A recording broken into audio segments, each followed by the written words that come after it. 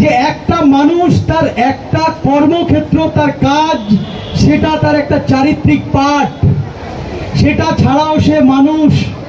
কেউ একজন বাবা, কেউ একজন মা, কেউ একজন বোন, কেউ একজন ভাই, সব মিলিয়ে সে কিন্তু একজন মানুষ।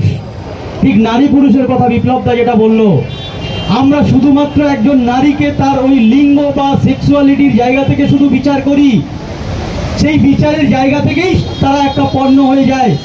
তাই মেয়েরা সুন্দর আর একটা জিনিসে নিজেদেরকে আমরা তাদেরকে এই জায়গাতে বিচার করে নিই। আর এই বিচার যখন আমাদের মাথায় ঢুকে যায়, আমরা নিজেদেরকে যখন একটা সেক্সুয়ালিটির জায়গা থেকে দেখি যে আমরা পুরুষ আর ওরা নারী। খাঁটি গাওয়া ঘি মানেই মেঘনা ঘি। ভালো থাকুন, সুস্থ থাকুন। আমি বলে শেষ করব এবং শেষে আমার বোনের এই স্মরণ নিয়ে।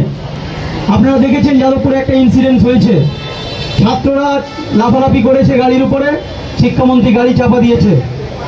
কিন্তু একটা জিনিস কি আপনারা খেয়াল করেছেন, ঘটনার পরে যে নেতা মন্ত্রীদের বক্তব্যগুলো আসছে, কেউ বলছে আমি 1 মিনিটে যাদবপুর দখল করে নেব, কেউ বলছে আমি 30 সেকেন্ডে যাদবপুর দখল করে নেব, কেউ বলছে যাদবপুরকে উড়িয়ে দেব, ভেঙে দেব। যাদবপুর একটা শিক্ষাঙ্গন। যারা 1 মিনিটে 2 মিনিটে যারা দখল করে বলছেন, হিসেব করে দেখুন, আপনি নেট সার্চ করে দেখবেন, তারা কেউ কলেজে কোনোদিন পড়েনি, কেউ মাধ্যমিক পাস, কেউ উচ্চ মাধ্যমিক পাস। আমি তো যদি প্রশাসনের কোনো জায়গায় থাকতাম, ওদেরকে বলতাম আসুন দখল করুন আর কলেজে ভর্তি হন নতুন করে MA BA পড়াশোনা করে। এই শিক্ষার জায়গাটাকে নষ্ট করে দেওয়ার প্রচেষ্টা। আপনাদের মধ্যে যাদের অনেক শিক্ষা নেই, যারা সময় সুযোগ পাননি, আমি একটা করজোড়ে অনুরোধ করব, শিক্ষাকে সম্মান করুন আর শিক্ষার পিছনে দাঁড়ান।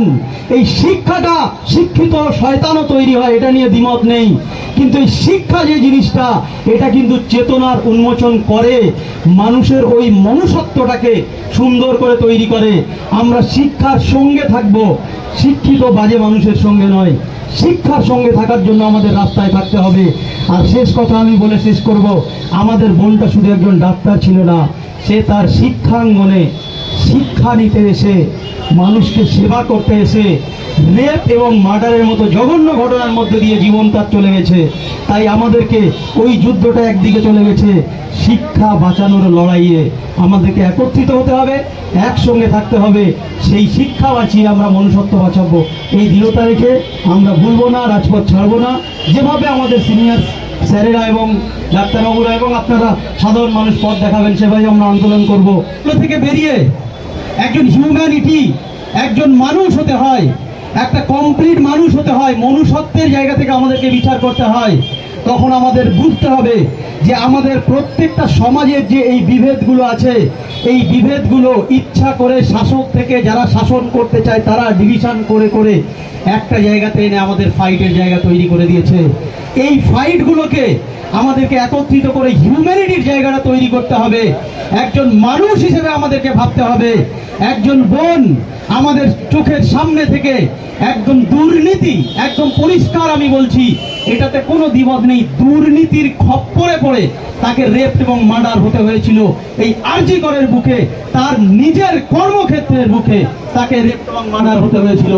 সেই জায়গা থেকে আমরা চুপ থাকতে পারিনি। আমরা যদি কোনো একটা পার্ট নিয়ে দেখতাম, ছাত্র হিসেবে দেখতাম, ডাক্তার হিসেবে দেখতাম, কেউ কোনো রিলিজিয়াস হিসেবে দেখতাম, কেউ যদি কোনো রকম পজিশন হিসেবে দেখতাম, তাহলে এত লক্ষ লক্ষ মানুষ রাস্তায় নামতেন না। লক্ষ লক্ষ মানুষ আপনারা যারা রাস্তায় নেমেছেন, তাদের মধ্যে ওই মানুষত্ব বলে যে জিনিসটা আছে, ওই মনুষ্যত্বের জায়গা থেকে আপনারা রাস্তায় এসেছেন। ওই মনুষ্যত্বের যে জায়গাটা, সেই জায়গাটা আমাদেরকে আরো শক্ত করতে হবে। দিনের পর দিন আয় কমে যাচ্ছে, চাকরি থেকে স্টেবল হচ্ছে না, 14 জায়গায় অ্যাপ্লিকেশন ফর্ম ফিল আপ করছি, কোনোটাই অ্যান্সার আসছে না।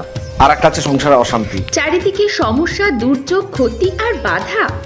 এবার নিন উজ্জ্বল ভবিষ্যতের শপথ। আপনার জ্যোতিষ দেখাবে এবার সঠিক পথ। যে আজকালকার বেশি সমস্যা হচ্ছে দারিদ্রতা, সাংসারিক অশান্তি। কারণ বাস্তু ঠিক না থাকলে বাড়িতে পুজো করে শান্তি নেই, পুজো যদি শান্তি না করতে পারেন মনে অশান্তি থাকে। বাস্তুর দোষ আসলে কি কি হয়, কি কি হয় না, সঠিক দিশা নিয়ে এসেছে জ্যোতিষ ও বাস্তু এক্সপার্ট দেবাশিস মুখার্জি। যোগাযোগ করুন এই নাম্বারে।